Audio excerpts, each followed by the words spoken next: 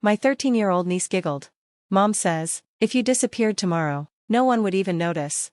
She said it while opening the $850 phone I bought her. Everyone laughed, except me.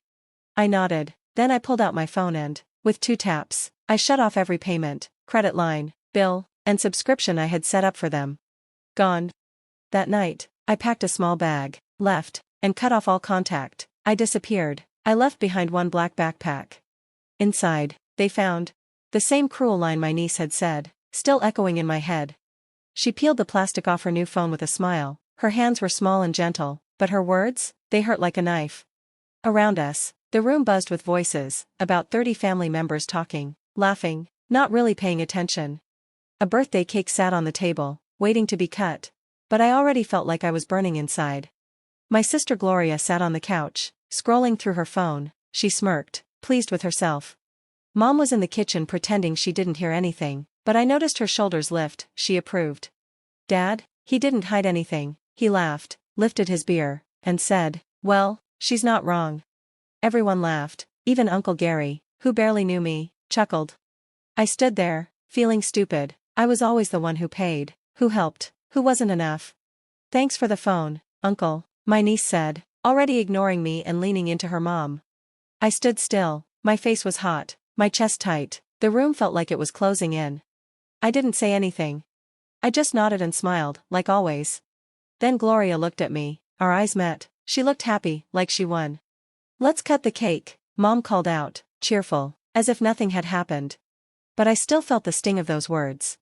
I walked into the kitchen, leaned on the counter, and watched them gather. Candles were lit, wishes made. I didn't move, my fists clenched, my jaw tightened, and something inside me changed. I felt my phone in my pocket. 2 taps. Every payment, bill, credit card I had set up, for Gloria, for Mom, for Dad, shut off instantly. My fingers moved without thinking. Gone. They kept laughing, celebrating. But I was already gone, inside. A ghost with a wallet. Not anymore. I left quietly, no one noticed. She was right, no one would. I didn't go home. I packed a small bag and grabbed my old black backpack. I put something inside, not clothes, not personal stuff. Something they wouldn't expect. Then I went back to the house. It was still noisy, no one saw me come in. I left the backpack near the stairs, and left for good. By the time they found it, I was long gone. I expected yelling, anger. But what came next was chaos. The next morning, someone pounded on my door. No calls, just fists slamming into the wood. Open up, you think you can just do this? It was Dad, loud, angry. I stayed quiet. I know you're in there, you think you're better than us? His voice cracked, not just angry, scared. I stayed silent, I wasn't going back. Eventually, he left, cursing. Later, my phone buzzed. A message from Mom, how could you do this to your own family? I didn't answer. Gloria called, 6 times. Then a message, you think we can't live without you? Fine, see how long you last without a family. I smiled. Was that a threat? Or a gift? That evening, I heard a key in my lock. I froze. No one should have a key, except. The door burst open. Dad stormed in, red-faced, Mom right behind him. You think you can lock me out? Dad shouted. Get out, I said calmly, now. This is what you've become? Mom cried, you left us? You used me, I said, that's not the same as raising me. Dad stepped forward, fist clenched. Try it, I said. He didn't move. He wasn't a fighter, just a loud man full of fear. What did you do? Mom asked, panicked. The credit cards? The bills? The mortgage? It's all gone, I said. Everything I paid for, everything I took care of. It's over. Dad laughed, but there was no joy in it, just anger. Oh, you think you're powerful now? You think we need you? Sounds like you do. I shrugged. You broke into my apartment just to beg. Beg? He snapped. You think this is begging? You think. Enough, I said, cutting him off. My voice was sharp. I'm done. Mom stepped forward, hands out. Please, we're your family, we're all we have. No, I said, you're all you have. I'm done being your safety net, your ATM, your punching bag. Dad's face twisted with rage. You little brat. I raised a finger. Get out, now. Mom's eyes filled with tears. You can't do this, it's cruel. I laughed. You know what's cruel? Telling your own son he's worthless, while spending his money, using me like a tool, then laughing behind my back. Dad stepped forward again. I didn't move. He stopped, his shoulders sagged. You'll regret this, he said quietly. You'll come crawling back. No, I said. My voice was calm, steady. I won't. They left, slamming the door. But I knew they weren't done. The next day, Gloria came to my office. I saw her through the glass, pale, crying. She waved, trying to get my attention. I didn't move. My boss looked at me, confused. There's a woman here. She's no one, I said. Gloria stayed, talking to the receptionist, getting louder, then security walked her out. That night, my landlord knocked. There's a problem, he said awkwardly. Your family's downstairs, making a scene. You need to make them leave or I'm calling the cops. He paused. But, they're your family. No, I said, not anymore. I watched them through the window, yelling, waving their arms, until security took them away. But I knew this was just the start. They wouldn't give up. I turned off my phone, ignored the messages, skipped work, let the quiet surround me. Then came the real storm. Gloria sent nasty texts, blaming me for everything. Mom left sobbing voicemails, begging me to come back, to save the family. Then Dad tried. First, it was more threats and yelling. But then he changed his tone. Come, fake. Let's talk like men, he said. No drama, just us. Come to the game this weekend. Let's fix this. It was a trap. I knew it. But I said yes. Because I wanted to face him. At the stadium, I found him in row F. The seats around him were empty, even though the place was packed. He held the black backpack, my backpack. I walked down, slow, steady, eyes on him. He smiled like he thought he'd won. Didn't think you'd come, huh? He shouted over the crowd. Let's talk. I sat next to him, my eyes on the bag. This what you wanted? Oh, it's more than that, he said, leaning in. You thought you were so smart, running off, but you left this behind. He tapped the bag. We found it. We know what you've been hiding. Like what? I asked. Come. Your secrets. You act all holy, but we know you've been stealing, lying. I almost laughed. Open it, then, let's see what you found. He hesitated. You're bluffing. We know you've been hiding money, making yourself look good while we struggled. Really? I leaned back. The only thing in there is the truth. The crowd exploded as our team scored, but we sat in silence. His hands trembled on the backpack. You're lying, he muttered. We'll tell everyone what kind of person you are. Go ahead, I said. Tell them how I paid Gloria's rent for 2 years, how I covered your gambling debts, how I bought that phone for your granddaughter, right before she told me I was nothing. His face darkened. Shut up. No, I said. Let's be clear. That bag holds proof of everything I did, and everything you took, and you still think you have power over me? He gripped the bag tighter. Don't talk to me like that. Like what? I said, leaning in. Like the servant you always saw me as? The wallet? The fixer? Shut up, he shouted, standing up. Sit down. My voice was ice.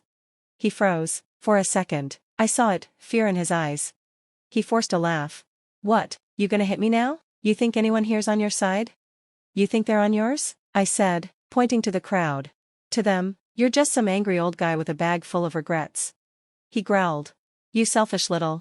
Selfish? I smiled. I was your lifeline, now you're drowning.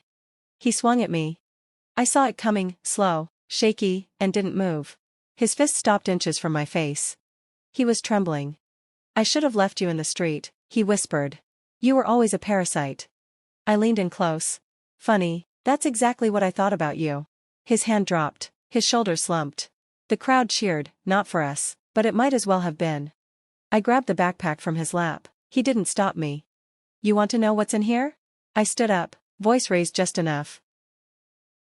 Everything I did for you, every dollar, every sacrifice. People around us were staring now. Some were whispering, a few had their phones out, recording. You want the truth? I said, unzipping the backpack and pulling out a thick stack of papers. Here it is, proof. I paid your bills, I saved your house, twice. His face went pale. And you want to talk about betrayal? I stood up, holding the papers high. You betrayed me when you made me your personal ATM, when you laughed as others told me I was nothing. Stop, he whispered, sinking lower into his seat. No, you wanted a scene? You got it. I threw the papers at his feet. They scattered down the steps like leaves. I walked up and out of that section, past the stairs and whispers. You can't just leave, he yelled, his voice breaking. But I didn't stop. I didn't look back. For the first time, his voice meant nothing. They didn't give up right away. The next day, my phone blew up, calls, texts, voicemails, anger, pleading, blame, all in voices I used to know too well. I ignored them all. Dad broke first, his rage turned to begging. We can talk, I'll forget everything, let's just be a family again. I didn't answer. Then Mom tried, her messages were full of guilt. You're tearing us apart, we didn't mean it, you're all we have. I didn't even finish reading them. Then came Gloria, first with insults. You're a coward, you ruined everything. Then with desperation. Please talk to me, I didn't mean it, I was scared. But I stayed silent, that was my answer, that was my revenge. At first, they didn't take it seriously, thought I'd come crawling back, but days turned into weeks, bills piled up, their friends stopped answering, reality hit. They couldn't reach me. Their landlord called, trying to explain they hadn't paid rent. I told him that wasn't my problem anymore. Mom sent a picture of them sitting in the dark, one candle lit on the table. We have nothing left. I deleted it without hesitation.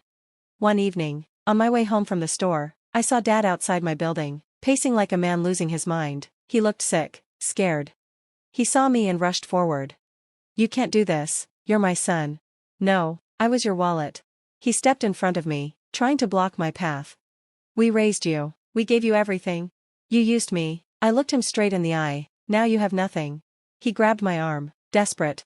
You don't get to just walk away, you think you're better than us? I know I am. I pulled my arm free. He tried to hit me, it was slow, weak, barely a shove. He stumbled, grabbing the wall for support, gasping. Pathetic, I said without thinking. His face twisted with rage. You'll come crawling back, you always do, you're nothing without us. I laughed, it echoed down the quiet street. I was nothing with you. And I walked away. That night, I threw my phone in a drawer and left it there. I let the calls pile up, they couldn't touch me anymore. A week later, I got a letter, handwritten, from Mom.